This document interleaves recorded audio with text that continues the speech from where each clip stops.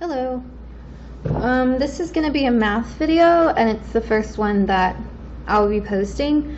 I'm not going to talk too much about talking about it because I'm hoping the people that watch these will be mostly students, and students are busy people with things to do and places to be. So we're going to jump right into it. So we're going to be talking about multiplying by the conjugate. It's a mouthful, but basically we use it to simplify something that's kind of complicated.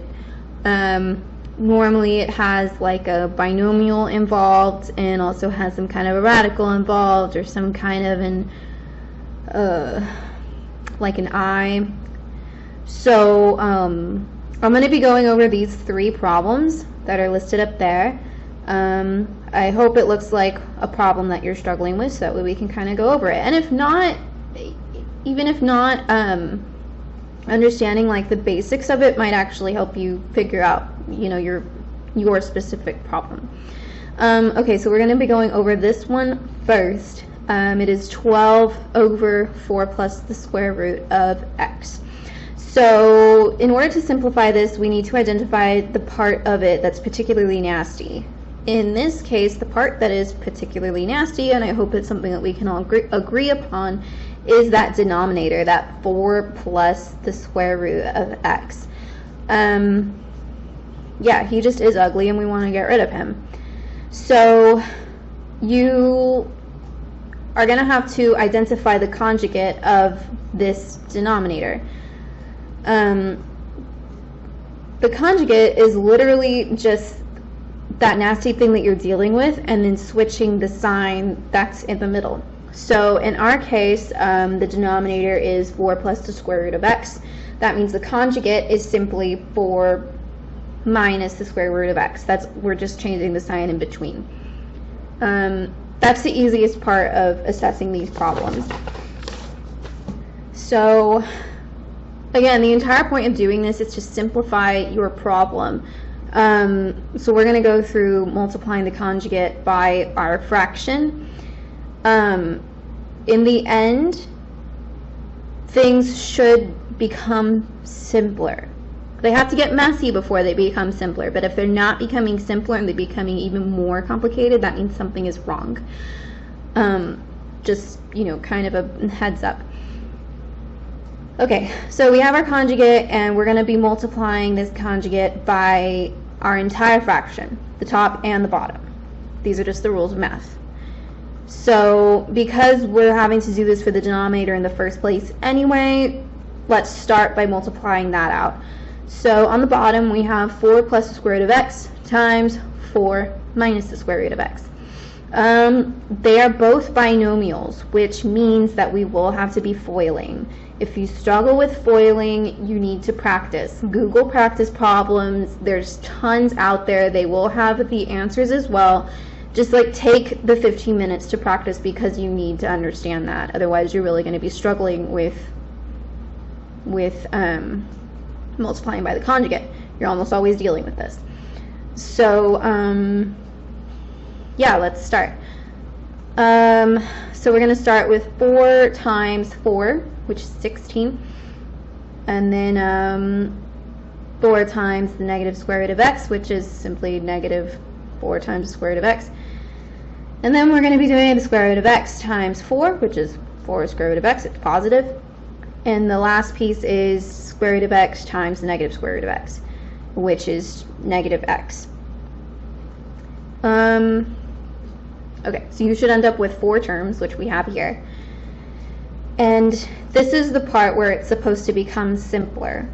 Those two middle terms right there, that negative 4 square root of x and positive 4 square root of x, cancel each other out.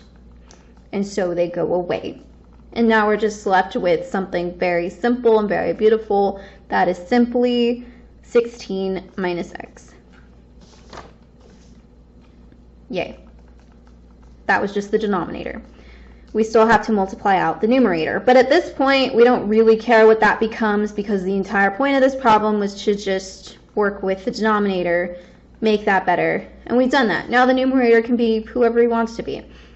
But let's multiply it out. So we have 12 times 4 minus the square root of x. You just have to distribute that 12 to both of those guys, so you end up with 48 minus 12 square root of x. That gives you your final numerator and therefore the end of your problem. Sometimes you can further simplify them if they have common, what's that called? Common factors or something. In this case, that is as simple as it can get. Okay, and you're done. Sorry, I'm like breaking up the videos for editing purposes. So now we're going on to the second problem. The second problem involves a binomial on top, like on the numerator, a binomial also in the denominator.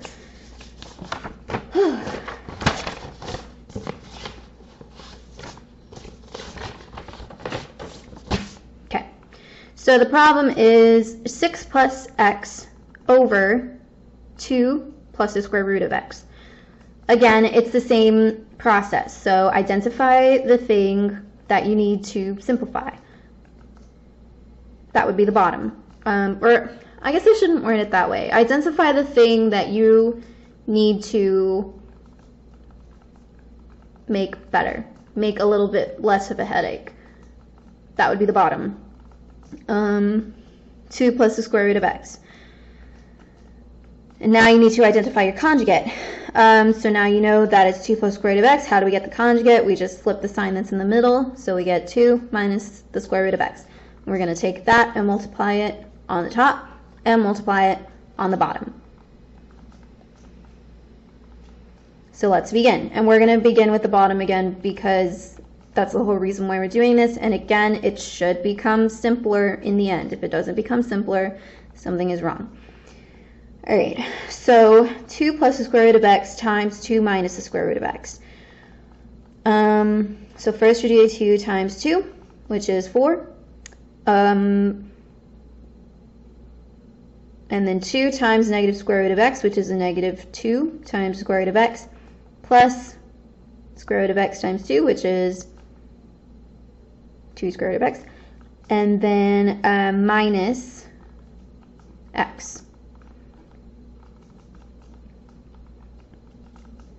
And again, those two middle terms go away. That's the whole point of doing this whole thing. Those two middle terms should go away. And they do, so yay. So that leaves us with a denominator of just 4 minus x. And we're done with the denominator. We still need the numerator. On the last problem, the numerator was a lot easier to multiply out because there was just a single term in the numerator, but now there's a binomial there again, so you just have to FOIL again.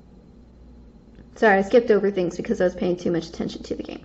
All right, we're factoring out that we are multiplying out the top part. So 6 times 2 is 12, and then 6 times negative square root of x is negative square root of x, and then x times 2 is 2x, so plus 2x. And then we have x times negative square root of x. If this confuses you, again, look up some practice problems in multiplying out things with different powers. I can maybe go over this in a future video, but really this is just concentrating on multiplying the conjugate. But basically you have x to the first power times x to the 1/2 power. When you're multiplying powers, you're adding, when you're multiplying terms like this, you're adding the exponent, so 1 plus 1/2 is 3 over 2, so you're left with x to the 3 over 2. So, and it's also negative. Making your final, and your professor or your teacher might have you rewrite things in order from like highest to least power. If this is the case, you just have to kind of rearrange everything to this. Yeah, I didn't write it in my notes, so there we go. Okay, so then we have our final numerator, and then this would be our final answer. And then you're done. For the last question, we have an I. And this is the problem, 6i over negative 1 plus 2i. So again, we're using the conjugate because we have a binomial there on the bottom and we're trying to simplify this overall fraction. So again, identify the thing that's messy that you need to be simplifying. That would be on the bottom, -1 plus 2i. And then you identify the conjugate, which is simply switching the sign in the middle. So instead of -1 plus 2i, we have -1 minus 2i. So we're going to be taking that and multiplying it by the top and the bottom.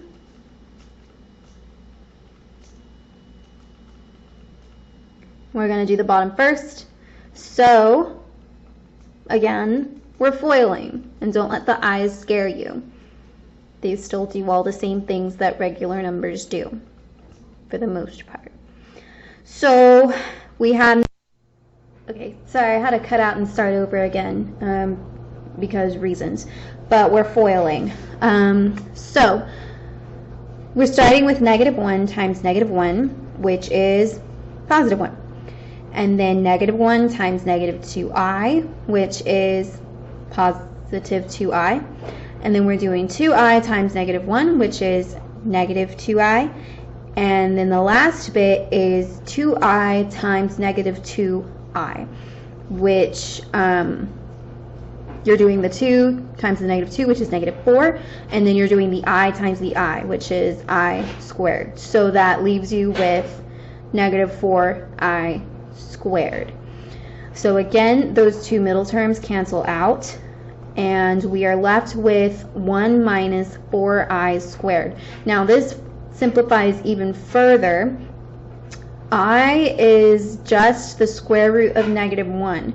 So if you have two of those, if you're squaring them, that simplifies out to just -1. It basically counteracts that square root and it disappears and you're left with what's underneath. That's -1. So you have 1 minus 4 times -1, which simplifies to 1 plus 4, and then you're left with just 5. And that's your denominator. And we still need the numerator. The numerator is 6i times -1 minus 2i. So you're just distributing that 6i to everybody. So 6i times -1 is -6i, and then 6i times -2i is -12i squared. And again, that I squared simplifies to just -1, and you're multiplying it by -12, so that simplifies out to just +12, so you're left with -6i plus 12. And then your final answer would be -6i plus 12 over 5. And that's it for our problems. Again, this is my first video doing this, so if you have any comments, questions, suggestions, concerns, please let me know. Please don't be mean. This is a learning experience for us all. I do want to continue making these, covering like different subjects and things like that. So if you also have any like suggestions for topics to go over, I am all ears. But yeah, let me know if you think there's anything that I could do better, or if there's something that you did like that I did that I could do more of. But this is the first of yeah, just more math content, I guess. But yeah, that's it. If you want to sign off, I'm not going to talk about math anymore. I'm just going to finish this game out.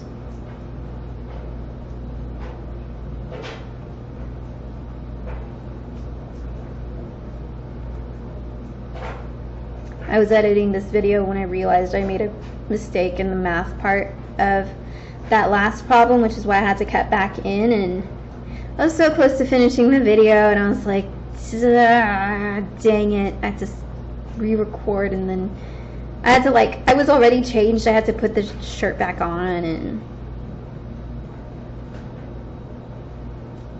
oh well, we're learning.